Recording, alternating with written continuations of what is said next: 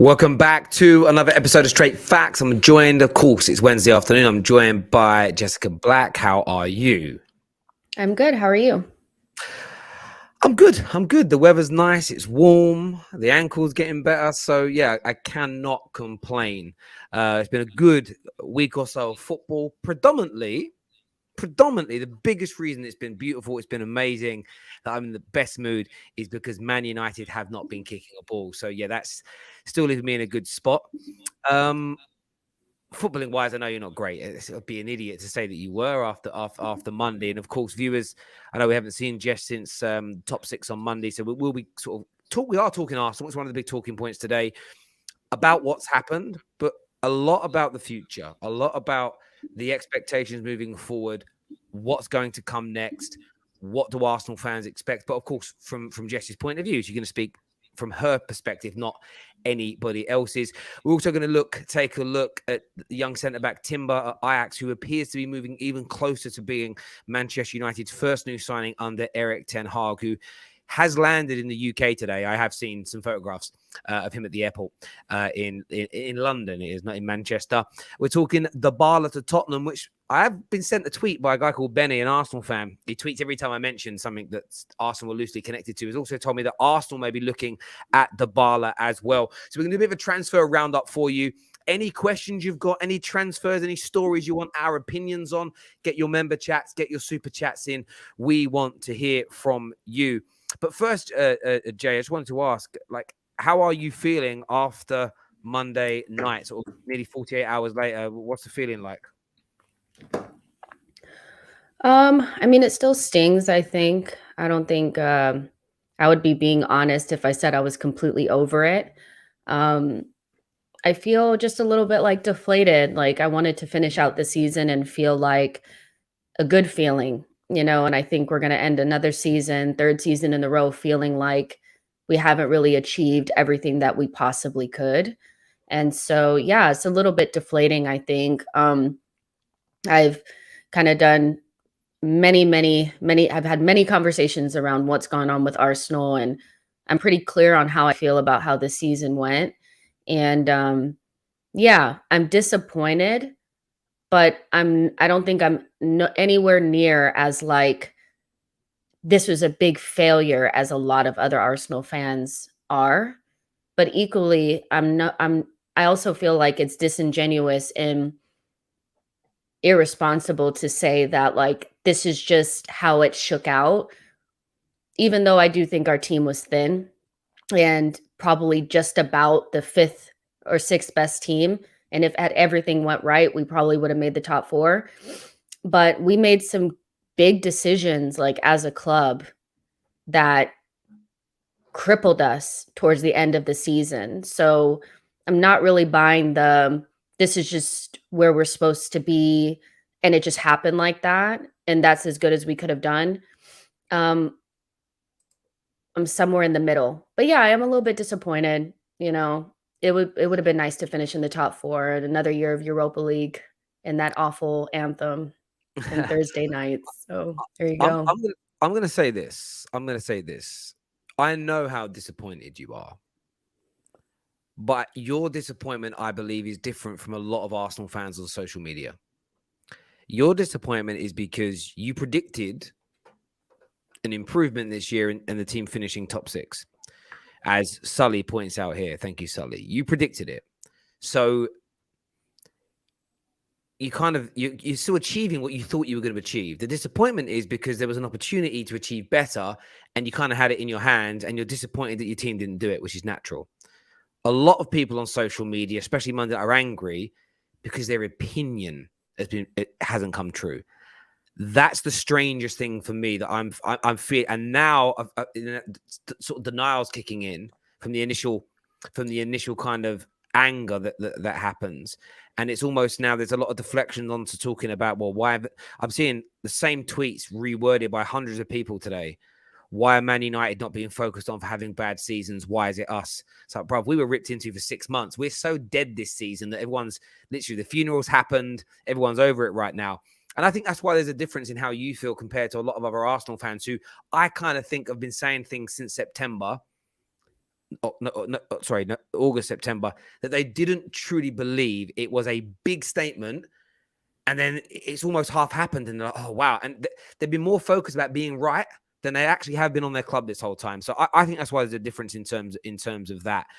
But you're right about the club decision making. And obviously the title of the show today is, did Arsenal bottle it or overachieve? And that's because Gabby Bonglahor today has essentially stated that Arsenal have overachieved this season as opposed to bottling it, which is what a lot of media outlets have kind of said. And like, what I know you tweeted about it, but tweets are 120 odd characters. They don't really explain fully how you think and feel. Where do you stand? Do you feel like not making the Champions League is an element of bottle, or do you actually feel, or do you agree more with Bonglahor that actually we've still, if we'd have got it, we'd have overachieved. So where we are now is fair, and we should still be proud of what we've done. Like, where do you actually sit? On the fence. No shock there. But but I'll explain it because it's, you can't, if you don't want to have honest and open conversations, that's when you just end up with binary comments, and it's just you either bottled it or you overachieved. We didn't overachieve. The team that we had could have finished somewhere between 4th and 7th. The ceiling of the team that we started with the beginning of the season was either somewhere between 4th and 7th. And I think it was really somewhere between 5th or 6th. But if we had performed almost perfectly, if we didn't get any injuries, if everybody was in a good mood and some other teams made mistakes, we could have finished in the top 4. So finishing 5th is not an overachievement. This team was always capable of finishing 5th.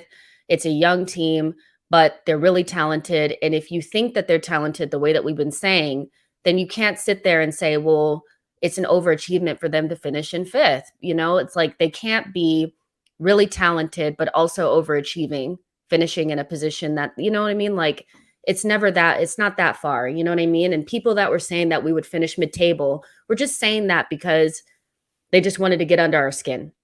We were never finishing mid-table if we played well. So, with Gabby Bonglahor, what he said is not correct. We didn't overachieve. We finished probably exactly where we deserved to, but we had a really big opportunity. And I think that opportunity was squandered by the club, not the players. I think the players did all that they could with the tools that they had. Can't go into a season with El Neni and Cedric and these guys as your backups and then expect when your injury-prone players to get hurt for them to become superheroes when they're not. And when you go into the January transfer window and get rid of Aubameyang, who I know was in poor form, but probably could have added 4 goals. And those 4 goals could have been the difference. We only needed one more win. We could have beaten Southampton with maybe Aubameyang there, even in his poor form. You know what I mean? So if you're going to get rid of him, you have to bring in somebody else. And so we doubled down on a thin squad and our lack of goals. And that's on the club for me. It just is. It was a big mistake to go into January and not strengthen. And there's so many Arsenal fans that were sitting there well, we can only get our number 1 choice. Well, waiting for your number 1 choice squandered your ability to get your number 1 choice because they probably want Champions League. So I didn't really understand that. And you didn't need a striker. You just needed somebody who could score goals. We were also looking at Kulusevski. We could have brought him in. He could have given us maybe 4 additional goals. That's how fine the margins actually are here. It's not somebody that needed to score 20 goals. Could they have scored 1 more goal so we could have won a game instead of lost it? It's literally just that big. It's not that serious. So, yeah, I think I'm not happy at the moment. I feel okay, well, we've progressed. I saw enough football in our ascendancy in our best part of the season where I thought, okay, we have improved. But ultimately, we just did what we always do. We never prepare and give ourselves a really good chance of overachieving. We just kind of settle for what we expected. And that's what's disappointing to me. Listen, I agree with a lot of what you've said there when you overarch it. And there's a few things to unpack from my point of view in terms of my opinion and what I feel you're saying. And viewers, a few people are saying you're just giving excuses. What I love about rival fans is Like, you can attack your club for doing the wrong thing. But I think what some people just want you to say is, no, my manager's completely crap. My players are all crap. I hate all of them. And they don't want you to say all your players are crap. They don't care about you slagging off Cedric or El Neni. They want you to say Saka's rubbish and Martinelli's rubbish. And that's just not going to be said. My view is this. Did you bottle your season? If you go back to August and think about what people predicted and what most Arsenal fans expected, no, you achieved what you needed to achieve. So I wouldn't even say it can't be overachieving if you finish in and around where you thought you were going to set. So there's no overachieving here in the end. I don't think you bottled the season.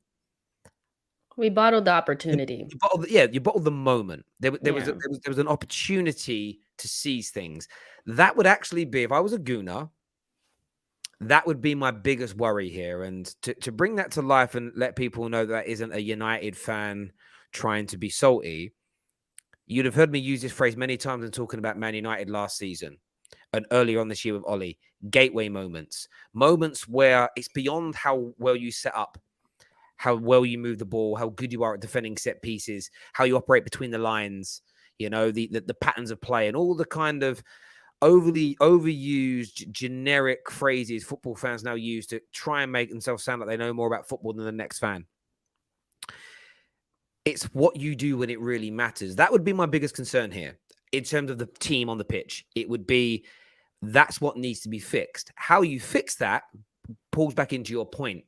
It's what you do in the transfer market, because if you spend another summer buying 19 to 22, 23-year-olds, I don't see how the mentality improves.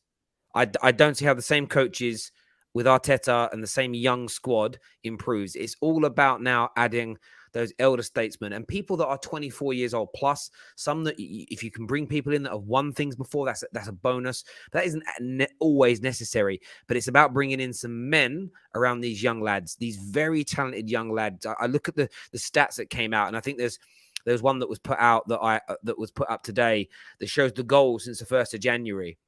And I'll be honest with you, barring Lacazette and Eddie Nketiah, that I do not think are good enough to get Arsenal back, Gabriel, Saka, and Emil Smith-Rowe have been absolutely burnt out this season by Arteta and by the club because they didn't have enough. And whether Pepe should have played more or not, I don't know. Getting rid of Aubameyang and not bringing in a replacement is ridiculous. And sometimes you only know these things at the end of the season when you look back and you know what's happened. So I think the big failure, the club issue, was that January transfer window, was not buying. The only element that I hold certain fans accountable for, and you're not one of them because you sat on the terrace, I remember, during the deadline day show and was frustrated with your club. And a lot of fans have got into this habit of, they can see there's a problem, but they were celebrating the fact that you suddenly were paying 500 grand a week less in salaries to people. I've never seen football fans in the history of football celebrate this. And football fans have developed this in the last year or so, where they celebrate things that have never been discussed by football fans with any great detail before. And they're celebrating them like they're trophies or like they should get an extra certificate or a gold star. And it's a case of that stuff's what's taking your club backwards. So I used to say this about net spend. Before I learned that net spend wasn't even real, not used at club level, the only teams that ever had like positive net spends were teams who lost all their best players or who didn't buy players. And I used to see people celebrating it.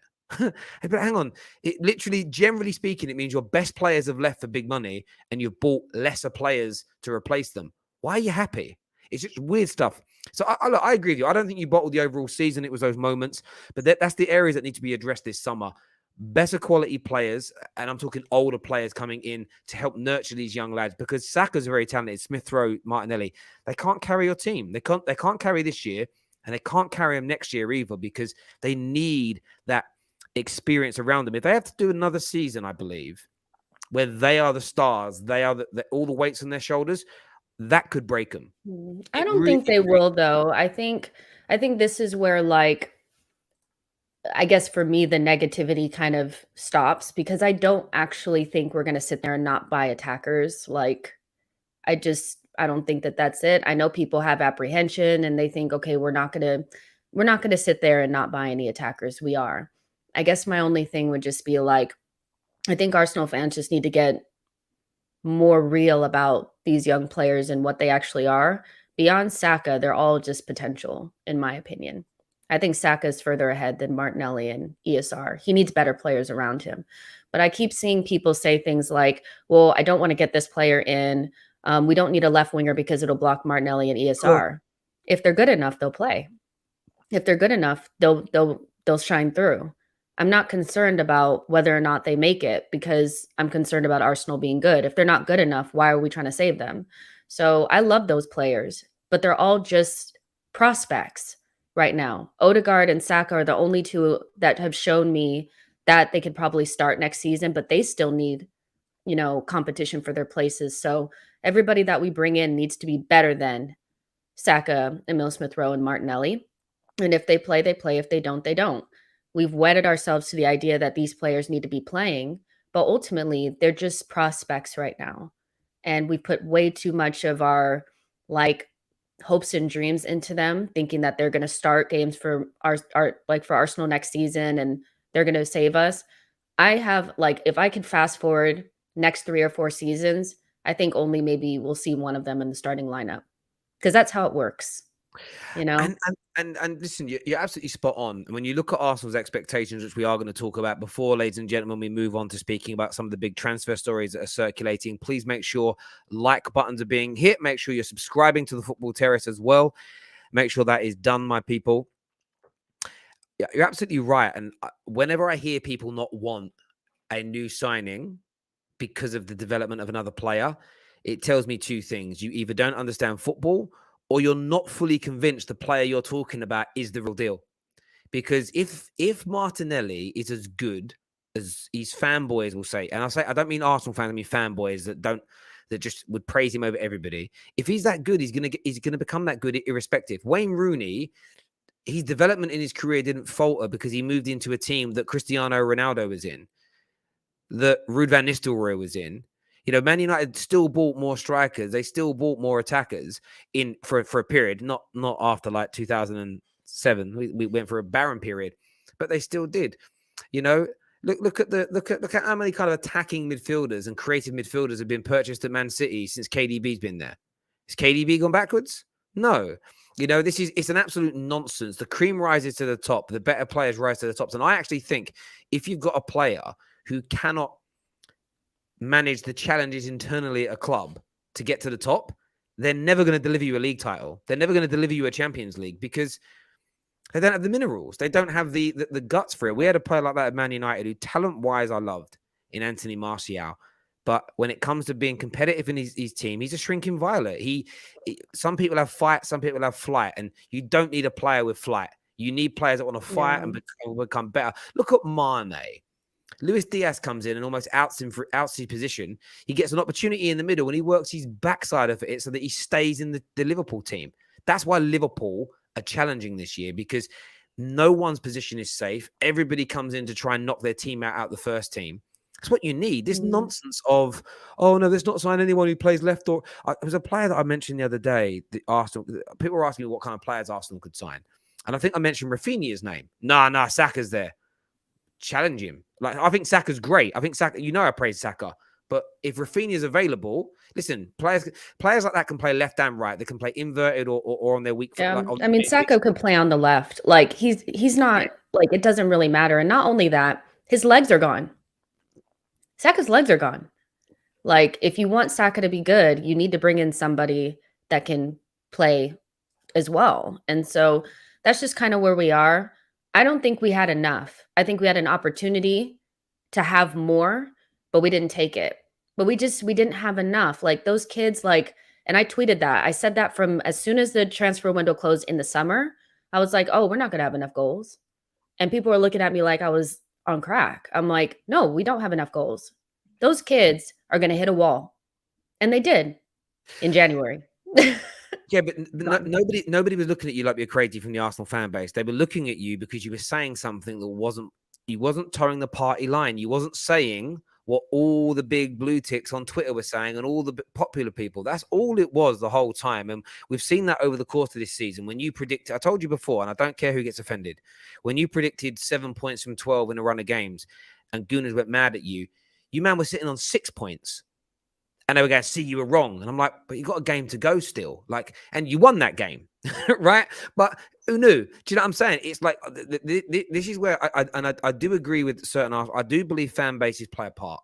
If you don't believe fans have any influence at clubs or any power, then don't moan when you're mistreated. You can't be the most important part of the club and very influential and powerful on match days 1 minute, and then we're not. It's nothing to do with us when things are going wrong. I'm sorry. Like you take the rough with the smooth. You got to have these high expectations. So as of next year, though, I want to ask you this question. We are moving on to transfers soon, people. Big Dybala news. We're talking Mr. Timber on his way to, not Timberlake. People writing Timberlake in the comment sections. I like Justin Timberlake, by the way. But he's definitely not signing for Man United.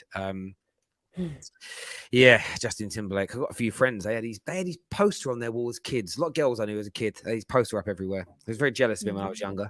But there we go. But what I'm saying is this: expectations for next year. So this season's done now. There's one, by the way. There's one game there is. It's done. Let me ask you one question though. On a percentage, be really honest. No one's going to hold this against you. What level, like what percentage of hope have you got that something could happen on Sunday? Well, none. Because here's the thing. If I could guarantee that we would beat Everton, then maybe, yeah. But I think we'll lose again. So there's 0%. Not even trying to be negative, you guys. Like, it's done. Like, we're fifth. Yeah. Europa League bound Thursday nights. I agree. If they were playing anybody but Norwich, I would say maybe not. But Norwich are so bad. I mean, the way, like, you can't even, like, the story is, I mean, if I'm a neutral, the story is kind of perfect, isn't it? You know, we were 4 points clear, but the next game was the North London Derby. You know, the game away from home, like there's no way we're winning that. And that's why if the season comes down to that game, you know, it was so close. It was so marginal. And then we have to go away to Newcastle. And a lot of people were like, well, they're 14th. That's not the same team. And we were just ravaged and it was just terrible. So yeah, I mean, I think it ended the way a lot of people wanted it to. Like, I'm not blind to see that everybody was Spurs, and so they got what they wanted. But hey, you know, it is what it is, and there's another season coming up. Just like Manchester United fans said, you know, there's another season, put it behind you. This doesn't matter anymore. Moving on. Bang on. And do you want to know why I'm so happy? The main reason why I'm happy, it is a compliment, by the way. What? You making the Champions League and having Champions League football, I'm not saying Arsenal can't attract without it, but I believe the extra money, the confidence boost, and maybe some additional players that you could sign, maybe that you can't get without it, would have made you harder to catch. So I'm happy yes, there's the misery loves company. We could both be in the Europa. That's so what it is. No, that's part of it. But I'm telling you now, I've been very respectful to Arsenal this year. Even when I've laughed at things, I've still been as a rival. I've still been respectful. If you made the Champions League, I'd be more fearful. It's less of a threat, if that makes sense. On the Newcastle game, though, yeah, this is where stats are can be misleading. This is one example. Yes, they're 14th in the league, but since Eddie Howe arrived, they've been the third best team in the league. It's a bit like when you sometimes see stats where when people do Man City versus whoever stats and they show like the last 40 years, the win percentages. I'm like, you can't do that anymore. You have to show the win percentages since they got money, because Man City from 2009 are a different beast to the Man City for the whole 100 odd years prior that they were around. You know, when you look at teams like, you sometimes see things like, oh, Brighton have won 2 games against Manchester United in 37 years. I'm like, but how about we talk about how many games they've won against Man United since Brighton have been a good team? Suddenly the stats are really different, if that makes sense. And yeah. I saw the Newcastle game as being a problem. Newcastle looked very, very good, but it's the legs. You're right about Saka, and the legs are gone. However, next expectations, and this isn't to try and put words in your mouth or to say something that we're going to overtly hold you to, because we all know that the world changes, i.e. this season was a great example of that. But missing out on it the way you did, the fact that, you know, something you said to me the other day was Arsenal fans have got to read more because it's quite obvious they're going to spend this year. If let's just say you've had this season where there's been progression, what are the expectations for an acceptable season next year in your eyes? You as a Gooner, what needs to happen next year for Arsenal? Well, I guess I can kind of start off with just the transfer window, because the transfer window for me dictates what my expectations are. So I have expectations for the transfer window. You know, if we were to bring in if we brought in, let's say, because the rumored window is basically we're going to bring in 2 fullbacks, Aaron Hickey, maybe, Molina from Udinese, plus Yuri Tielemans type player, Gabriel Jesus, another attacker, and maybe one more midfielder. So for me, if that's the window that we have, I expect, and see, here's the thing, and this is why I always said that even though I want to see Arteta build the team so that he can have his best possible opportunity, I think he's going to fall short. And the reason for that is because there's going to be a lot of teams fighting for the top 4, and I think we'll be in the pack, and we need to qualify for Champions League next season. With the window that I think we're going to have, we have got to qualify for Champions League.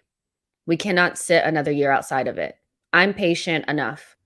I'm patient enough to see the gaps in the squad, the bad personalities, that kind of stuff, and also take into account that he's inexperienced. But at this point, we would need to see more progression, and that progression can only be really sealed if we qualify for Champions League. So that's it for me.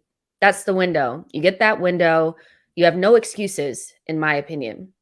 At that point, I won't be hearing anything about injuries or anything like that. If we have injuries mid-season, go into the January transfer window and get somebody. It's just, it is what it is, and so I think at least we need to get into at least one final in a cup and qualify for Champions League in some way, shape, or form. So whether that's through Europa League winning it or getting into the top 4, that's it. But I think this is where being a good manager is going to really come into by Arteta. I think he missed out on an opportunity bigger than anybody else, because next season it's going to be very, very difficult. And I think the manager will be the one that decides, because everybody's going to have a big transfer window. I don't think anybody's going to run away from anybody in terms of what they do in the summer. Spurs will have a big window. Man United will have a big window. So will we. So we'll all improve. So it'll come down to the manager and who can get their team playing consistently over 50-something games, because everybody will be in Europe. So this is where I feel like it's shit or get off the pot for Mikel Arteta.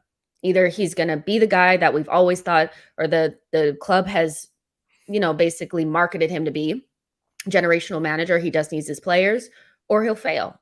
And anything less than Champions League qualification is a failure after getting your team. This will be his team. There'll be no more excuses. There's no Aubameyang, no Ozil, none of that. You have your guys. And I don't care that they're young. Because even though we had basically under 23 team this season, you were damn close. So that's kind of where I am with it. And that's fine. You can clip me now. I'm not going to change my mind. I said he has to qualify for at least Europe this season. I stuck with that. This next season, it's Champions League or get out. We can't be outside of it. And I think with this window, if we have the right manager, we should be able to do it. I couldn't agree with what you've said more. The expectations have to be there. You deliver now or you don't. I think all the PR nonsense of he'll do this at this point, when this happens, when he gets this, it all has to stop, and it's now you go and deliver. I don't want to hear about, listen, unless you have a year of catastrophic injury, I'm talking 7 or 8 of your actual starting 11 out for the majority of the season. I don't want to hear about injuries. It's another one of those things that I've thought long and hard about. You're more likely to get injuries than not. Therefore, your expectations and predictions are all encompassing. A bit like this. You live in Los Angeles, don't you? Yeah. And I'm going somewhere with this point, so just indulge me on this. When you go to drive somewhere, you factor in traffic, don't you? Not the distance you've got to travel. Yeah. Because the prerequisite of driving in LA, driving in London is very much the same. So when you predict and put your expectations on a manager for a season, there's going to be injuries. There's going to be red cards. There's going to be some bad refereeing decisions. There's going to be some games that you probably deserve to win that you lose. All of that happens every season to every single team in the history of football. So taking that out of the game and saying, but if none of that happens, then my expectations, that's only then am I going to hold my manager or my players to account. Again, it's not football, because that is not how it works. And that's what I think I want to see more of, not just from, I'm the same with Man United. And we'll speak Man United in a little bit in terms of what I expect next year from Ten Hag, especially with the kind of players that we're looking at. He does now need to deliver. That's where I personally think he may come unstuck. Not because Arsenal won't spend, you haven't got a good squad. This is where we're really going to see where Arteta sits in the standings here, because there's 4 managers in the top 6 that are better than him. And I believe a top manager gives you 12 to 15 points additional from a squad that a very good manager gets you that many more points than a good manager. And that in itself, if Arteta isn't on the level next season of Conte and Tuchel especially, you can't make top 4, because I don't see your team, as in your squad, being 12 to 15 points better than Chelsea or Tottenham's. So you need the manager to make that difference up. With Man United, we don't know how Ten Hag is going to do in the Premier League because we haven't seen him here. But my expectations are still quite high, even in year 1 for him in terms of the top 6 competition. So it's massive for Mikel Arteta next year. Then you guys will get the answers to how serious your owners are. And I know we spoke at length about where are Arsenal going? And I know we had many conversations this year about some gooners talking about, oh my God, Josh Kroenke, oh my God, they're actually amazing, the direction. That's when you'll know. If you guys end up finishing 5th or 6th again next year, you don't overtly improve and they keep him, your owners are not serious, because there are better managers out there. And in a year's time, there'll be some new names that have cropped up that everybody's buzzing about and everybody's talking about. And it's about your club acting. And it's not to put any unnecessary pressure upon us. I think timing is important as well. Like, timing is really important, because right now, if we were to sack Mikel Arteta, I don't necessarily see a obvious choice to bring in. I think there's been times where Arteta's been poor, where we could have gotten somebody else, but we've missed out on it. Because we could have sacked Mikel Arteta and gotten Ten Hag. Like, we could have done that, and we didn't do it. So timing is important. If I had to fast forward, and I could see a scenario where we don't, like, Mikel Arteta doesn't survive this next season, because it looks like a suicide mission right now, if I'm being completely honest about how I feel. Like, he would need to be the manager that they said that he was, and I don't think I've seen enough from him where I believe that from now until next season, even with additional players, he's going to be able to hop, skip, and jump over Conte and Ten Hag, and you know what I mean? So timing is everything. And I wouldn't be surprised if a manager became available next season, and we ended up with somebody different. I know people believe in, like, this whole contract extension thing. People extend managers all the time. You can get rid of it all the time. Like, you can get rid of a manager anytime. There's just a bit more compensation, of course. Yeah. Yeah. And not to mention, there was a very reliable report that came out not too long ago around Edu talking to Tite, the old Brazil coach. He loves the Brazilian, doesn't he? I know he's I wouldn't be surprised if they were like, okay, if this doesn't go well, who are our candidates? I don't believe everything that comes out. I don't think everybody is like 100% sold on Arteta 110% of the time. I think timing is everything. I wouldn't be surprised if we had a new manager. That's not even trying to be negative. It's just... That's not negative. Listen, yeah. You don't have to say that on the terrace. That isn't negative. It's an opinion. And I agree. Ollie signed a new deal. And I said at the time, I'm annoyed we've done it. But the reason I was annoyed is because the compensation is going to be millions of pounds more expensive now. And that will eat into the... That's the only element that was negative about it. We got rid of him. Too late, by the way, but we did get rid of him.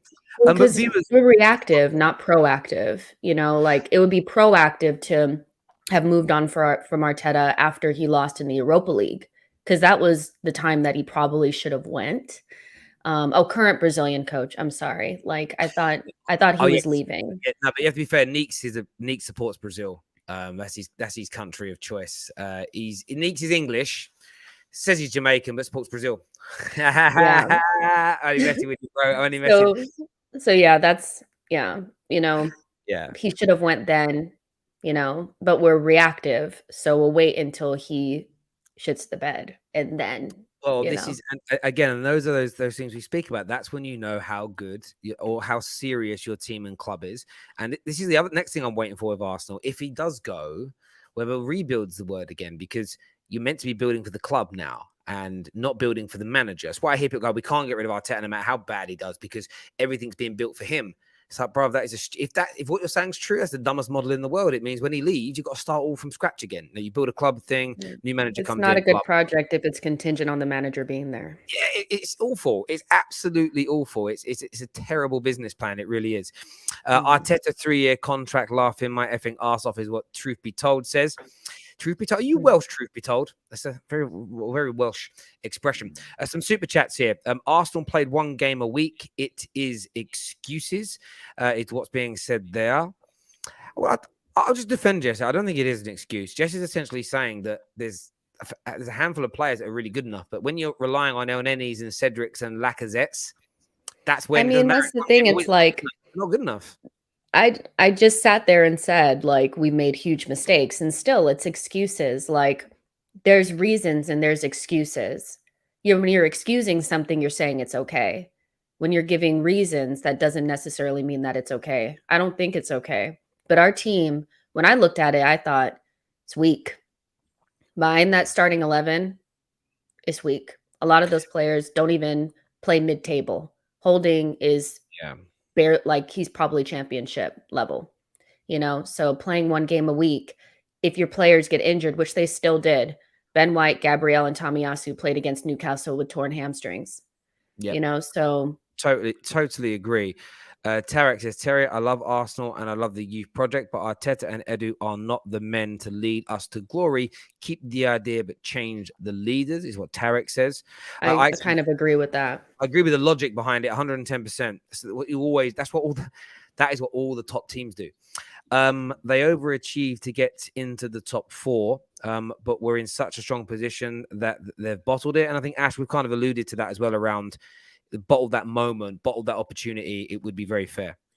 Bottled it. Expectations change. Many predictions on Arsenal's league position from the beginning of the season were based on a few wrong assumptions. United challenging for the title, top 4, and Leicester competing for Europe. I agree with that. The interesting thing is, though, a lot of the accounts that I've seen that have sort of been pushing this sort of notion of like it's still been a good season. We should be proud. We didn't bottle it. These are also the people, though, that have said, I predicted top 4 from the beginning of the campaign. So if you're someone that believed this team were good enough to make it before a ball was kicked, for me, I'm holding you to account, and you've got to say you bottled it because you said you were good enough. This wasn't a team overachieving. This wasn't a team only in that position because Man United were poor. You said they were good enough from the start. So that's the difference here. And we saw Higuain. He did get caught quite bad the other night. Especially with Anita coming on. Anita, I haven't watched wrestling since I was a kid, but every now and then you'd get a wrestler turn up to a big wrestling event. Like Stone Cold Steve Austin had been away for 6 months, and then suddenly he'd turn up at a big event. That's what Anita was like. Her music came in, she came in, did the stunner, and left. Yeah. I also think like people have to be honest as well about the fact that most of the time, a lot of times when I came on the terrace and I looked at the comments, everybody said Arsenal are really average, very average team, no world-class players, don't get into many starting 11. So I think it's still somewhere in the middle where you can't really have bottled something if you weren't good enough to get it in the first place. It was still marginal. Came down to the North London derby away from home. We weren't in a super strong position. Like it wasn't as strong as people thought. And that's how I feel. No, I agree, David. I didn't say they didn't bottle it. I said they bottled the moment, the opportunity, the situation. Based on where they thought they'd be at the beginning of the season, they're about where they should be. That is what I said. It's in terms of expectations. That is what I said. I didn't say they didn't bottle the opportunity. That's a lie. Arsenal last season, 38 games, 13 losses, 16 plus goal difference. 8th. Arsenal this season, 37 games, 13 losses, 9 plus goal difference, 5th. I don't think they've improved. Other teams were really bad. You conveniently left out the games won. Conveniently. You only put losses. You didn't say how many games we won. We've improved on that, So, and we've also improved our points total. So can't just take out certain parts to fit your narrative, though, you know? Absolutely. Joshua here says it is misery loves company. Just even in one of your best seasons, you're still playing on the same nights that we are in on our worst season. Great blueprint is what Joshua This Jack. isn't one of our best seasons, though. I think people are getting it confused with the fact that people were really excited about those young players, and they took that as like, oh, this is the best that they've ever. This has not been one of our best seasons. Like, context, they bottled it big time from January onwards. Also, you never thought the channel through as Newcastle's 4 years from now will be. Yeah, we'll just call it the top 7. That's what we'll do. We'll just extend it, my guy. We'll add you in, my friend. But no, I didn't predict when I started this 4 or 5 years ago that Newcastle would get taken over by some of the richest people in the world. I didn't. If I had the foresight for that, do you think I'd be sitting here? If I had that kind of foresight, I'd be a billionaire myself. yeah. Sorry, but it's typical Arsenal, flatter to deceive. I think some of that comes with the PR and stuff. But viewers, listen, we want your thoughts. We want your feelings. Make sure you're smashing the like button as well. One of the big trending points, so we are kind of moving on a little bit here. We are talking transfers. We're going to be talking Dybala to Arsenal or Tottenham later in the show. The link is real. The link is out there. It is something that could be happening. So stay with us for that. But Man United are linked to a lot of Ten Hag's old players. Timber, there's Anthony. Of course, there's Frankie de Jong. In terms of Timber, the rumor is right now that the price has been set at £35 million. The player has agreed verbally to join the football club. There'll be no problems in terms of the personal contract and bringing him in. How good a signing, when you're looking at Man United signings and potential signings as a rival, including Timber, what type of business, how does this business look in your opinion? Is it good business? Do you think it's a little bit of these players of the standard? I know you watch a lot more European football than most people. Like, what's your take on these links? I think it's a good signing on paper. I think Timber is a very good, like, flexible, versatile defender. You know, he can play, fullback and center back, and he's very good on the ball. He can play Ten Hag's system. He's not going to cost 100 million, so you could still do other things. And if it doesn't work out, it's not like it's the end of the world. Like, he won't have the same, I don't think, criticism if he doesn't hit the ground running that somebody like Maguire has. My only concern about bringing in a bunch of players from the Eredivisie, Dutch players, is that they're hit and miss in the Premier League, because that league is really, really weak. I have the same I guess, thoughts around like Cody Gakpo. We've been linked with him. He scored a lot of goals in the Eredivisie, but you almost have to take like half of those out because those teams are so bad. And on a daily basis, Ajax doesn't really have to play against anybody.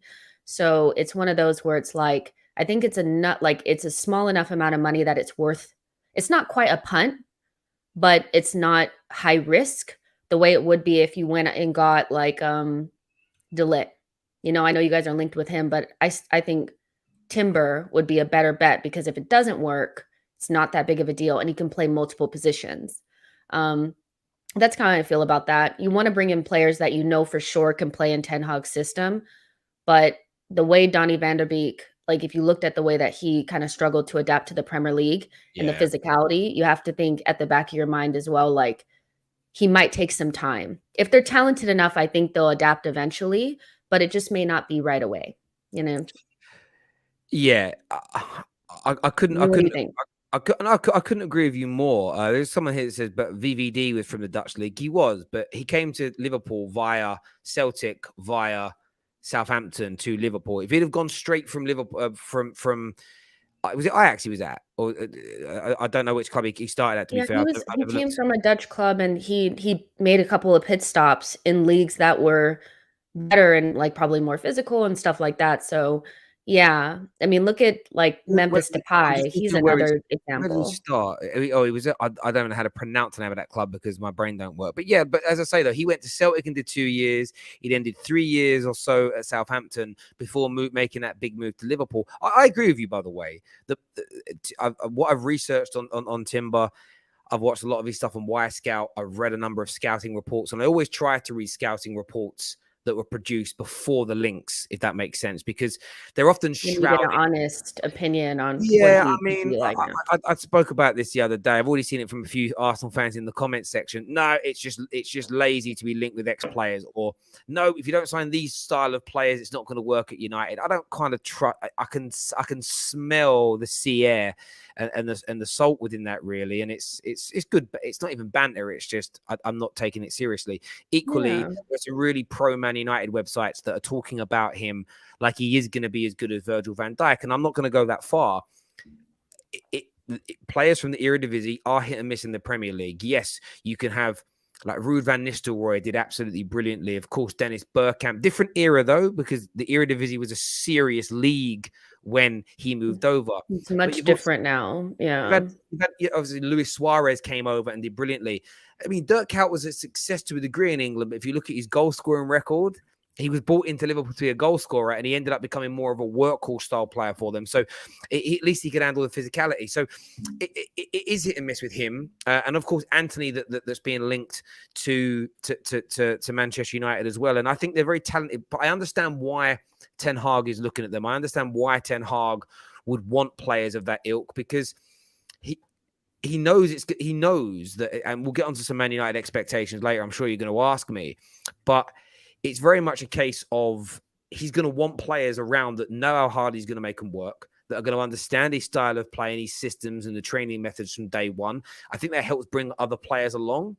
So I understand the links from not also a technical point of view, but I'm going to plagiarize what you say, the soft facts element. People that he knows will have the right attitude, will run through the brick walls, can become friends with the rest of the squad, and therefore encourage them to behave in the same way. So I think Ten Hag, like the key for Ten Hag is going to be marrying wanting players. Like he can't just bring in players from Ajax. He can't. Yeah.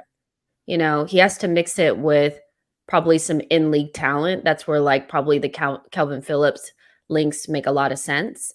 So I don't think there's anything really bad about this link. Like he's a good player. Makes sense to bring in people that can, especially from the back. He needs players that can play out of the back and have the technical quality, you know, in those positions if he wants to build up. So yeah, I think it's a good link. And again, the fee is not minimal, but doable, even if it doesn't work out, which I don't think it won't, by the way. I think maybe it'll take him a minute, but I think he's a quality player. He'll be fine.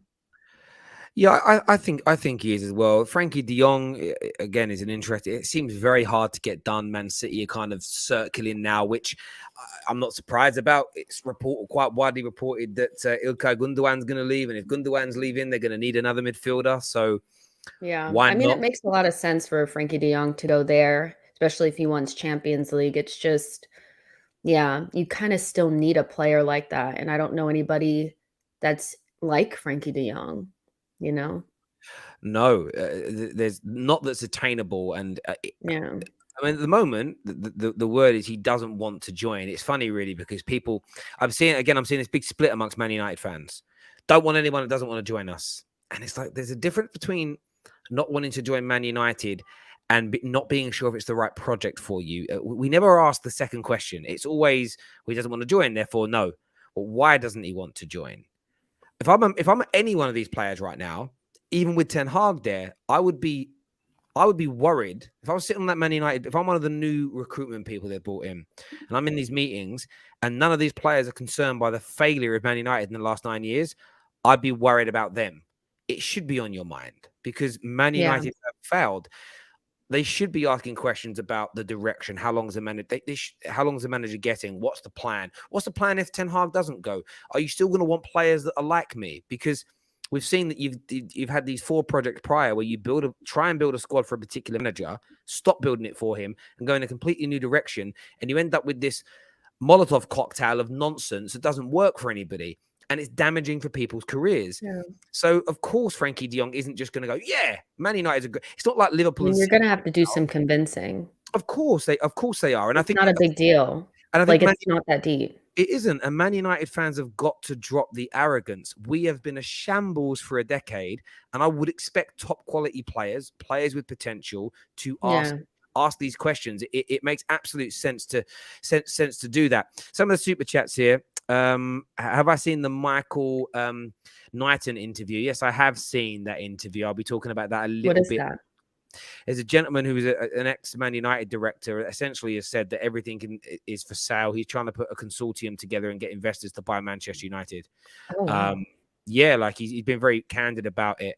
I have seen some loose links. That's why I didn't speak about it yet, because I've got to research it. I've seen some people send me things saying that he's also good friends with that guy whose name I now forget, the English billionaire that was talking about Chelsea a few weeks back.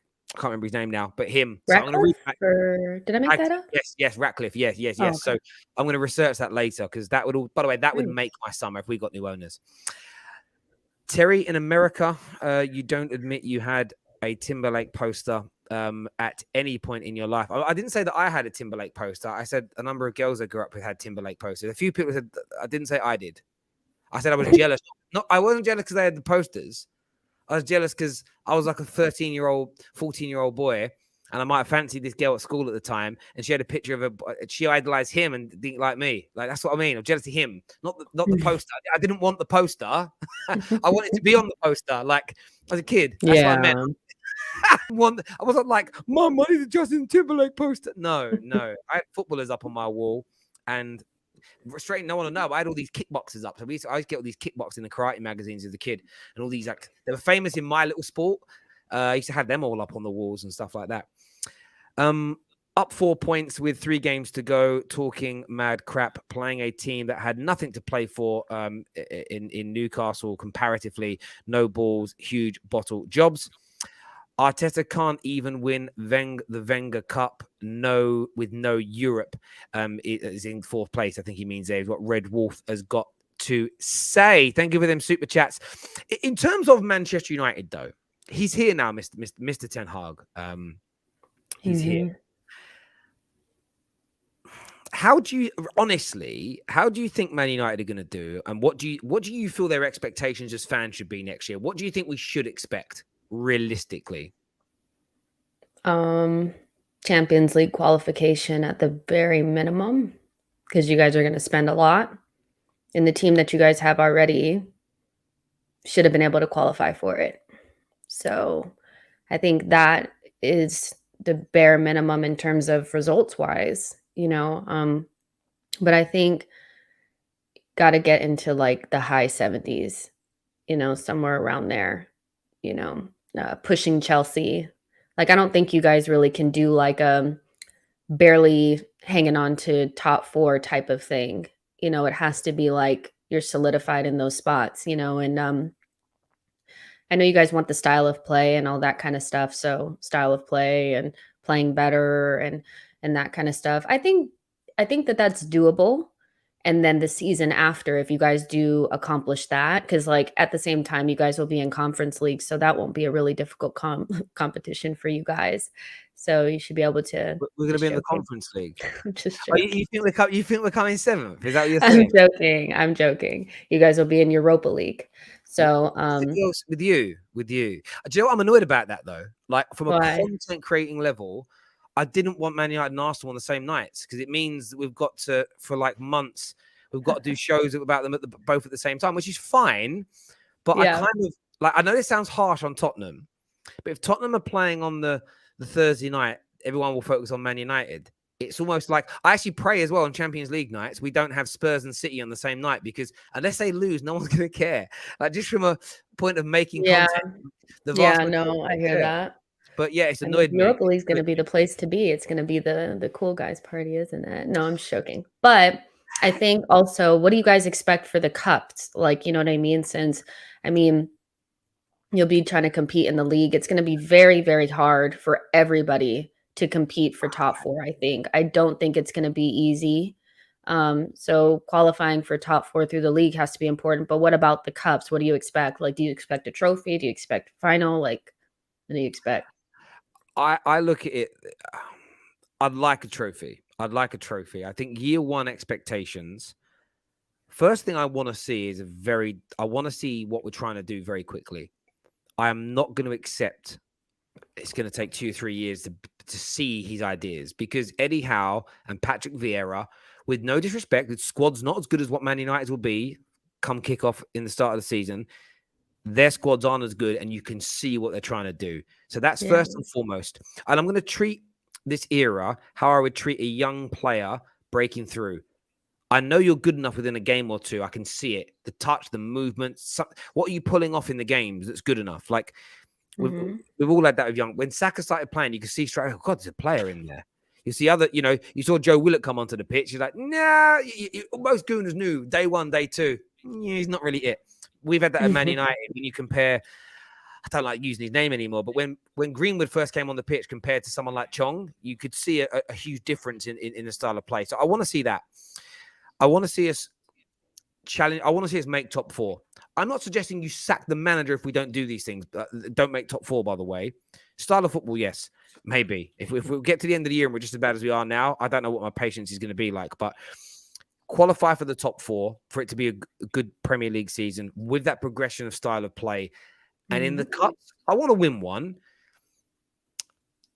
You have to look contextually at who you get drawn against. Generally, like you get City away, followed by Liverpool away in the FA Cup. It's harder to win than an easier run. But I want to be competitive, and what I mean by that is I want to get to a point when we get to the business end of the season, so January onwards, where if we do have to play City in a game, Liverpool in a game, I want to be able to go into it, even year one under Ten Hag, and feel we've got a chance. Like some people might say my expectations are really low. I don't, because all that builds up into the second year. Because going into the second year, I will expect us to win something if those things in year one have happened. And I expect us, being Man United, with what we spend and the size of the club, to then secure top 4 and really close the gap on the guys at the top, to put ourselves into a position the following year to challenge for the league title. As we go into our 3rd season, and when I say challenge, I don't necessarily mean win. I mean be no more than sort of 5 to 8 points at the end of the season away, but be there, be competitive, to a point where they're looking over their shoulder, knowing that Man United are on their way back. Like that's the 3-year step I want to see. I think what I'm most interested to see is, because I do think that Man United will have a better season this coming season, but I'm really interested to see what happens with Chelsea, because if you look at it, they're probably like a year ahead of you guys, and they bought a big striker and still were not really able to close the gap on the top teams. I think that they were disappointing in the league.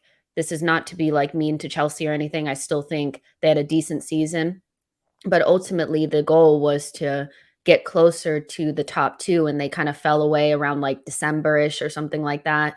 Maybe January, I don't know, but they started to fall away and they weren't able to really close that gap. They'll be able to spend the money and they'll have new owners and Tuchel will be backed. So I want to see what their window will be able to get them, how close it'll get them to City and Liverpool, because I have this weird feeling that it's going to be very, very difficult to close the gap. I think Man City and Liverpool are playing on another planet.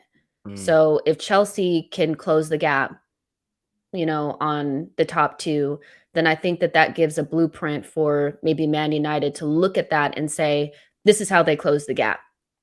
Chelsea that's what they're going to try to do this summer. But I think as well, I talk about gateway moments, seizing opportunity. That's something I want to see us better at next year. And I don't have a number to quantify it. That is very much, it's not even an eye test thing because it's based on factual results. But let's say Liverpool have a really bad year next year, like they did season before. Let's say Chelsea's rebuild and ownership goes wrong and they're poor. And there's an opportunity to jump into second place. And due to the cup draw, we're in an FA Cup final and we can win.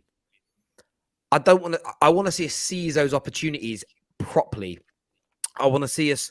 I don't know. We win today. We go second in front of Liverpool. Liverpool have just lost, and we're at home to Burnley. We've lost those games and drawn those games consistently for 9 years. I want to see us win. We make it into a semi-final or a final of a competition. I get if you're the underdog that you might lose, but we've lost finals to Villarreal. We've lost semi-finals to Sevilla, and I don't mean it disrespectfully. With what we spend, that shouldn't happen with the regularity it does.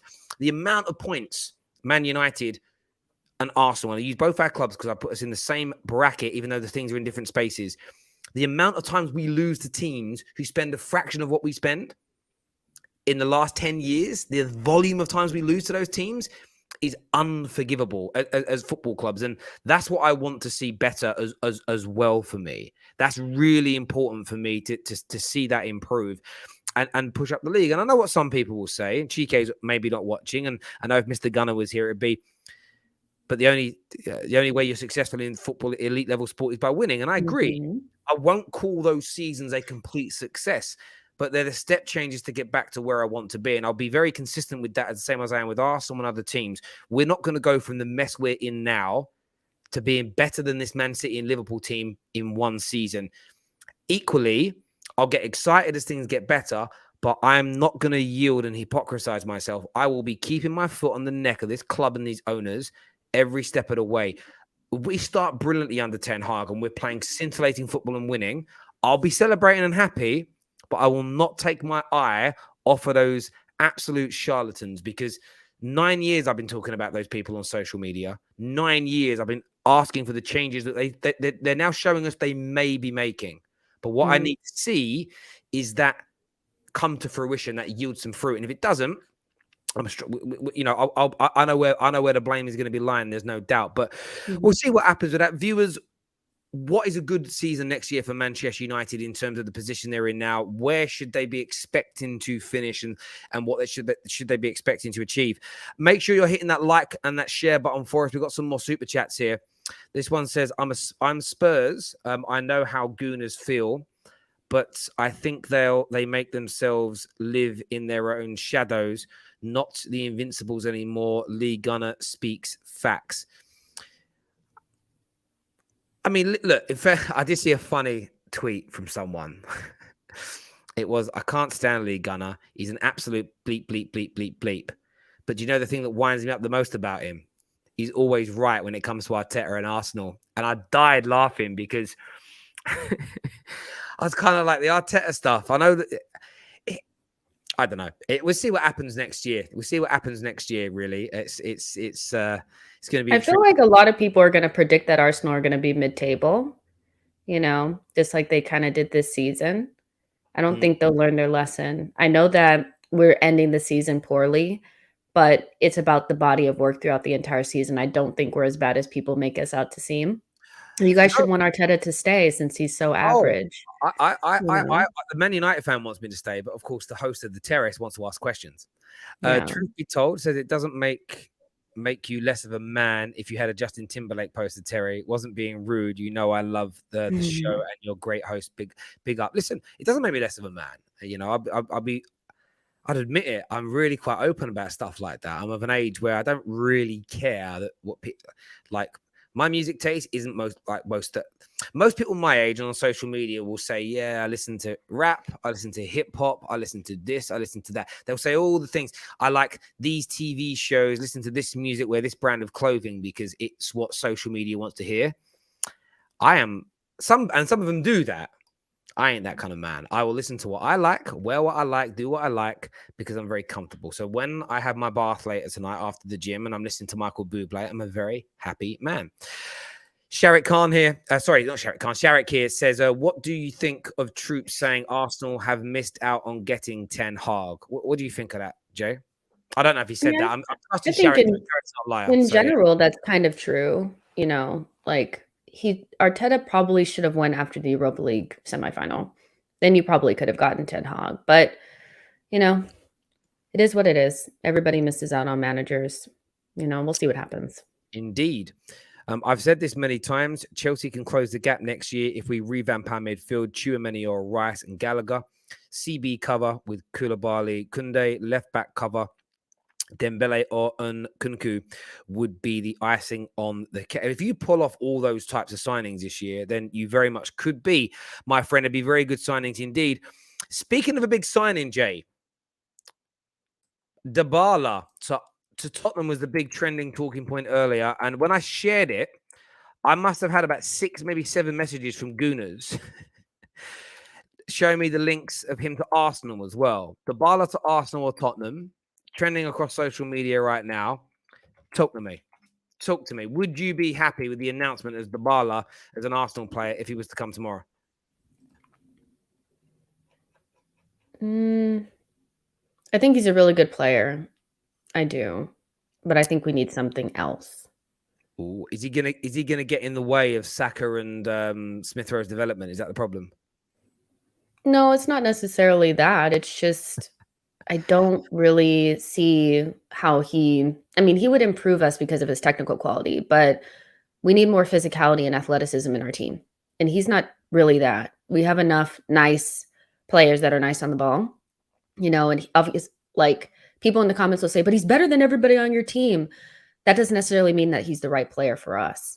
And he would be somebody that needs to play a lot. And to my knowledge, he's injury prone. So for me, I would love Dybala if we needed just like an extra attacker, but we need something different. I think we need power and pace and athleticism in that front line. He can't play in the midfield in the Premier League, so it's not like you can just drop him in to the midfield. We have Emil Smith Rowe and Odegaard. They're already kind of like these nice technical players. We need something else. Like if you watch Newcastle, Crystal Palace, Brighton, we got bullied because we don't have enough of that. So for me, I think Dybala would be a signing that would make people excited because he's what they would call a game changer.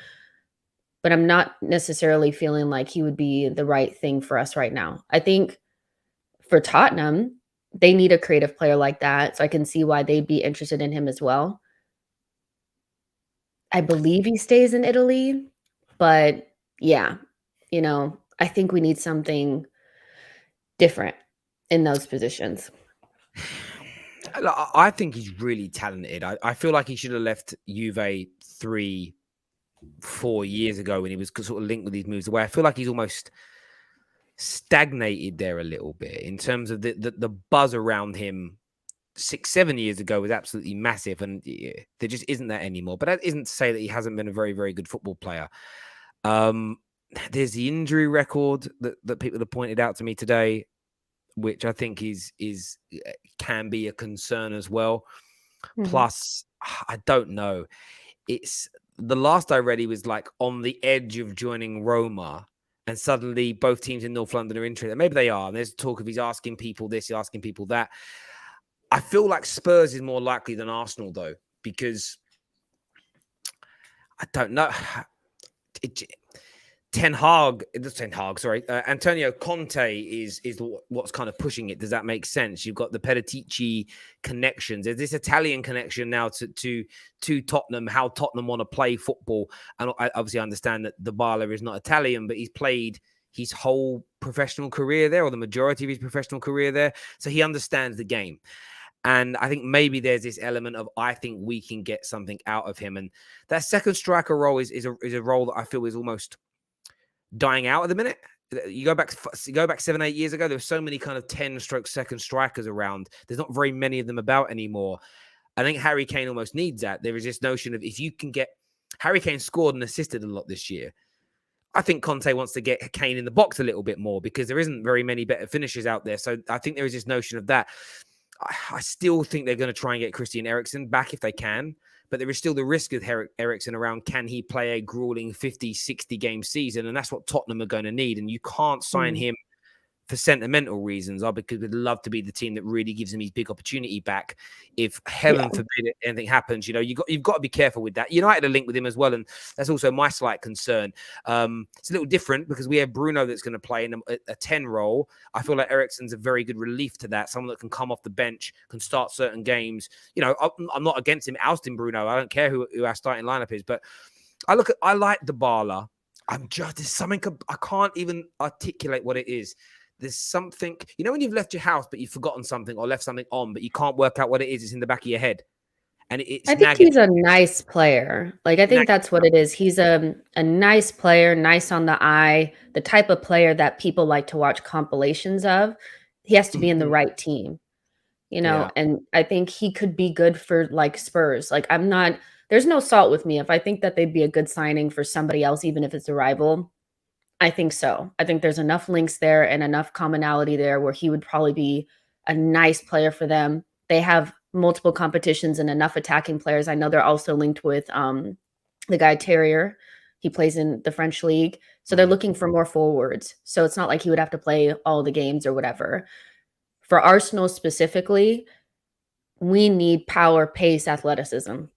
And he just doesn't have that, for us. And he also probably wants Champions League. Let's keep it real. Arsenal fans, like, you don't have Champions League. There's just certain players you're not going to be able to get. I think he might be one of those, so yeah. Plus, he's surely on. I'm just going to check now. This is because Arsenal fans always seem to want to focus on this. Bala's wages. He's on 13.5 million euros. So what's that? It's going to be about £250,000 a week. And Gooners, every time you're linked with a player that's on big wages in the last few months, I keep hearing, like, literally he only earns like £1.5 million less a year than Paul Pogba earns at Man United. And it's not about the wages. Like, Gooners won't like that. We didn't get the wage bill down so that it could stay down forever. They got it down so that they can bring in players and give them the wages. Yeah. Like, it's not about wages.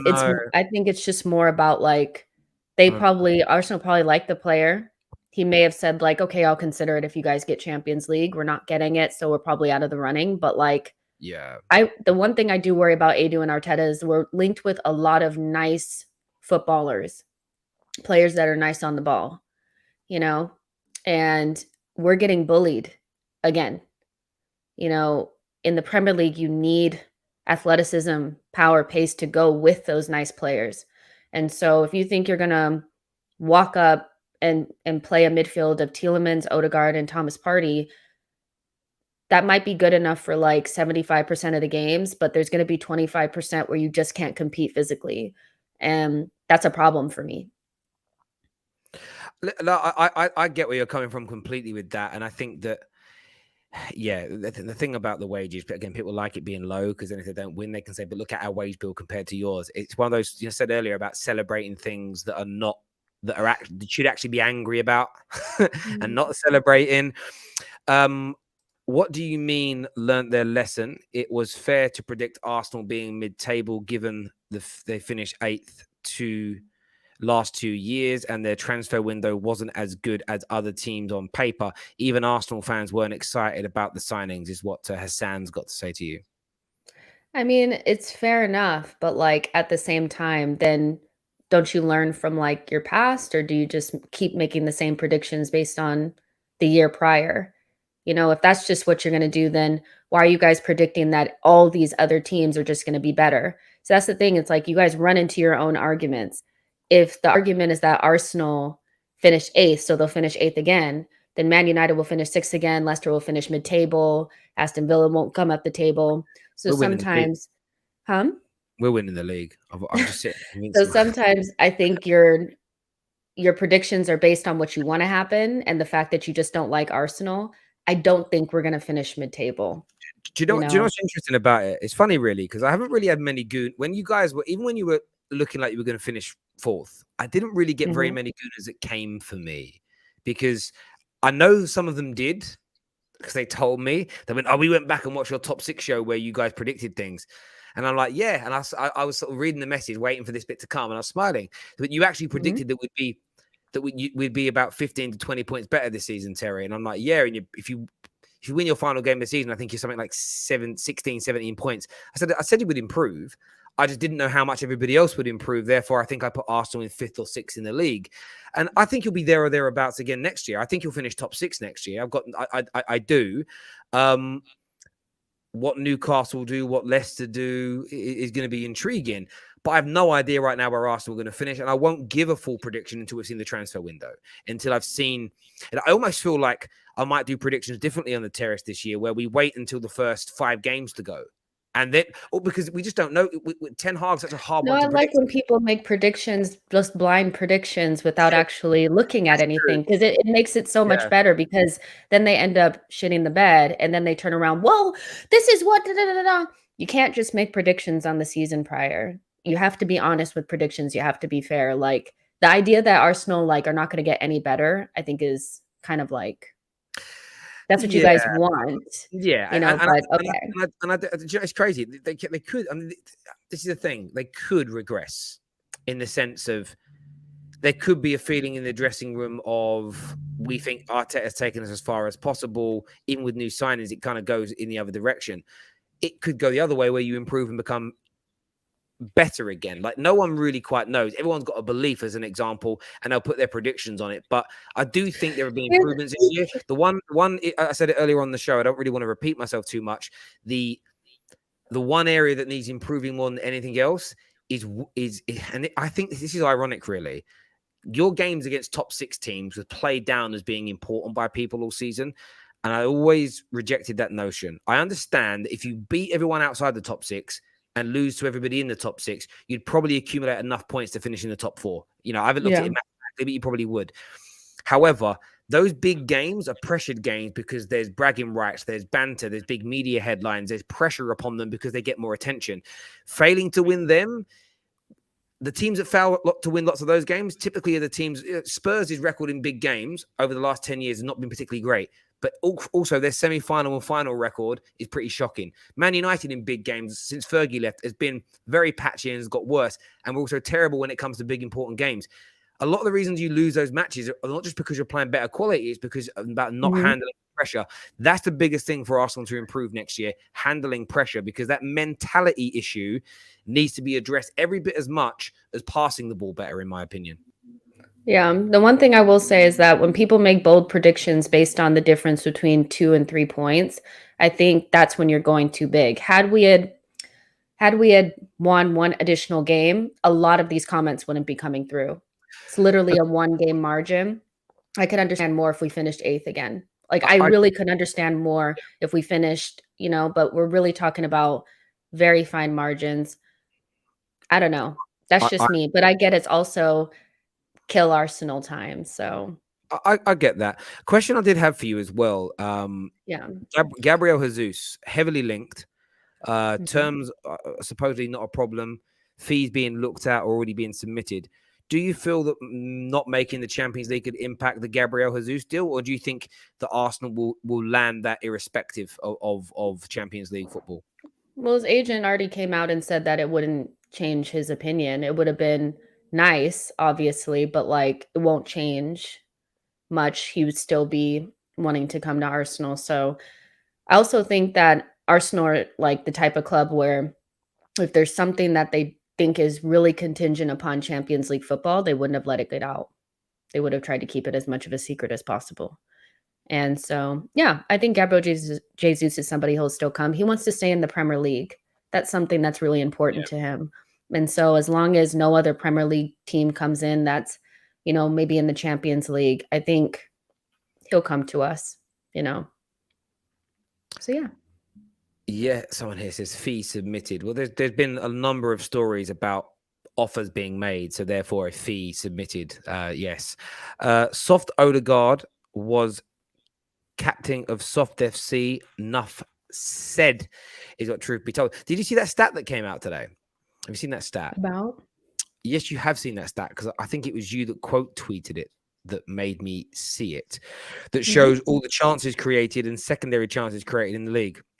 And you said we and Odegaard was behind Bruno Fernandes. Yeah, but also played 300 minutes less. I mean, KDB's numbers are amazing, 92, but played like 1,000 minutes left. But I kind of look at, stats like that are important because it shows that these players are finding. I'm going to put it on the screen so people can see what I'm talking about. Like, they're important. They're important statistics in the sense of like, when you look at them there. Who creates what? And Odegaard's up there in terms of chances being created in second. You add a clinical goal scorer to that, and Arsenal suddenly start scoring more goals. I look at that's a big reason why, like, as much as people are predicting that we're going to regress and get worse, and we're not going. There's no way we can possibly get better. Literally, if we had a striker that could put the ball in the back of the net, we would have gotten top 4. Those are the margins. It's not that big of margins. So. You guys will find out my predictions closer to the season, but I predict that a lot of people are going to say we're going to finish mid-table, but we're not. Well, Bukayo Saka's in there as well. And what's interesting, listen, the Jack Grealishes and the KDBs played a lot less minutes than the other players, and they've got sorry, wrong ones. They've got higher numbers, but we can't be comparing the systems and the togetherness and the brilliance of the Man City squads and Pep Guardiola versus our managers this year. So when you look at some of these players, Odegaard's, Bruno Fernandes's, Saka's, you add better quality players around them in your case. And listen, with Bruno, you actually create a structure.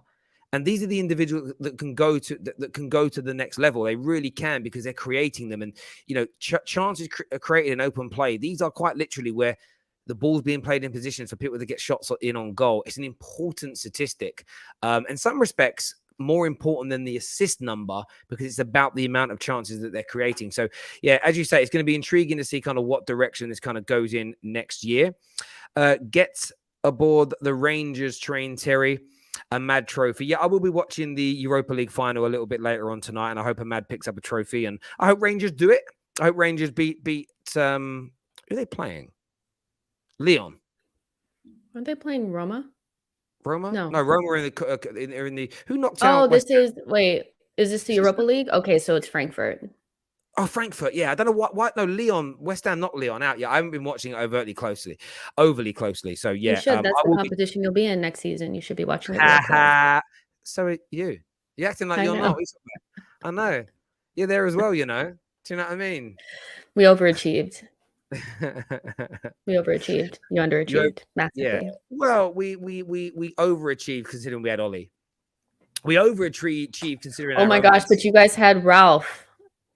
Well, that was my favorite. That was my favorite time of the season. The 4-2-2, the lineups. So your the Crystal Palace game where you guys saw hope. That was my favorite part of the season. That hope killed us, and it's crazy, really, because I mean, Ten Hag, yeah, it was bad. I thought, there's light at the end of the tunnel.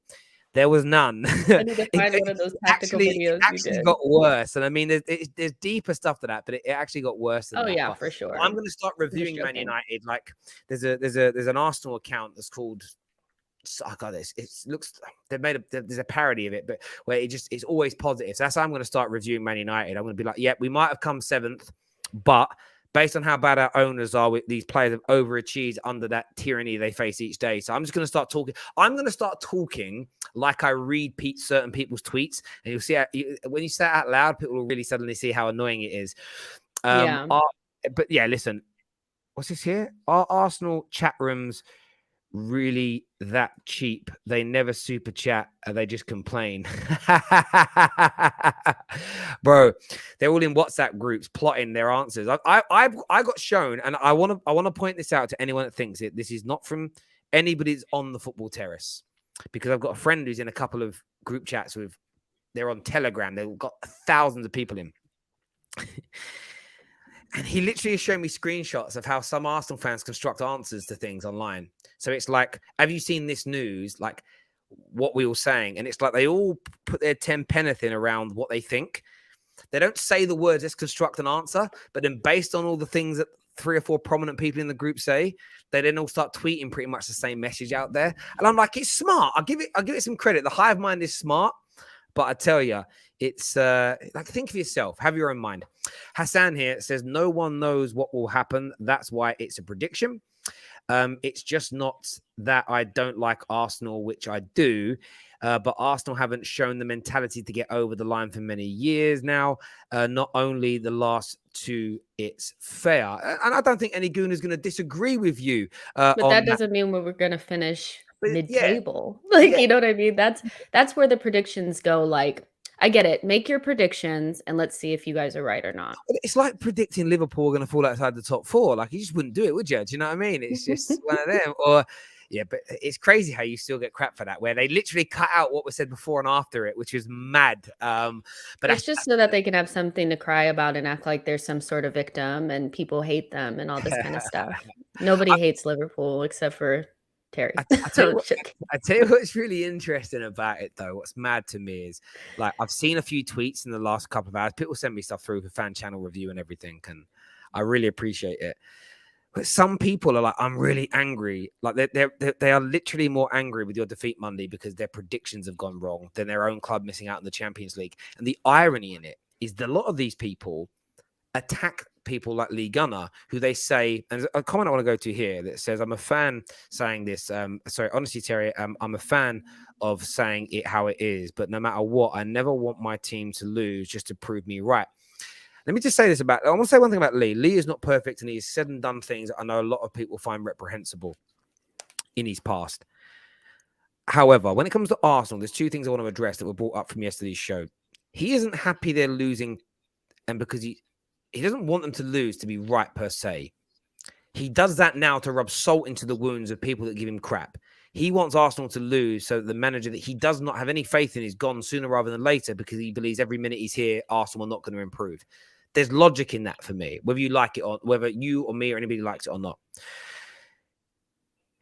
It gives a crap to certain people online. I will say this because he won't say it himself, or maybe he has and I haven't seen him say it. A lot of the people he gives real stick to, the stuff these people have said and done to him is huge. So it's a little bit if you're going to throw stones, but you live in a glass house, just be very, very careful. Comment here that says Arsenal definitely overachieved based on the youth in the team. That is the core players they have finished above in the past. Chelsea and United bottled it this season is what 1975 has got to say. Arteta is perfect for Arsenal. Same stuck-up attitude as supporters. He acts like the straight A student with his tight pants. In fairness, there's nothing wrong with tight pants.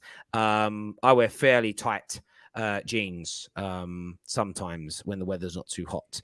But there we go. Terry has a brain, in other words, super fan. Keep watching. Oh, I definitely have a brain.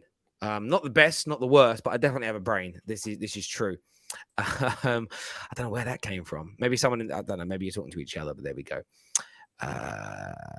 I don't get that. I don't get that. So I'm reading somebody, but there we go.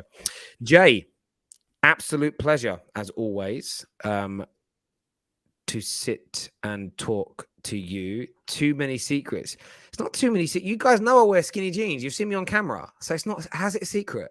It's not wrong. It's just how I like to, like I said before, how I like to dress. I don't let my clothes wear me. I wear them. I'm very confident in how I dress. I like it. I respect all your opinions, but if you don't like it, you want to laugh, I'm not going to get off and go, I'm going to throw my skinny jeans away. I'm going to go and slip into my pool in the back garden, have a little drink, and enjoy the evening. That's what I'm going to do. Jay, thank you very much for coming on and having your say. Really appreciate it. Commiserations, by the way, for missing out. But we'll see you on Thursday Night Football next year. We really, really will. Until next time, everybody, take care. Goodbye. God bless. Smash the like and the